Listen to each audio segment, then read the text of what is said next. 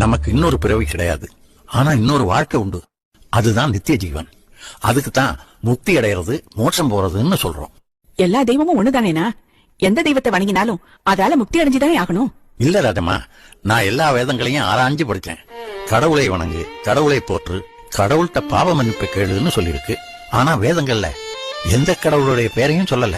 கதா உபனிஷத்தம் 3:11 சொல்றது, அவயத்தத் புருஷாபர புருஷன் நா பரம் கிஞ்சித் சகஸ்தா பிரகதி. இந்த புருஷரிலும் மேன்மையானவர் இல்லை, அவரே மோட்சத்துக்கு வழி. ரிக்வேதத்துல புருஷ சுத்தம் சொல்ற புருஷா என்பவர் என்றென்றும் அறியாமல் வாழும் ஒரே மேன்மையான பரம்புருஷா. அவரைத்தான் பிரஜாபதினு ரிக்வேதம் சொல்றது.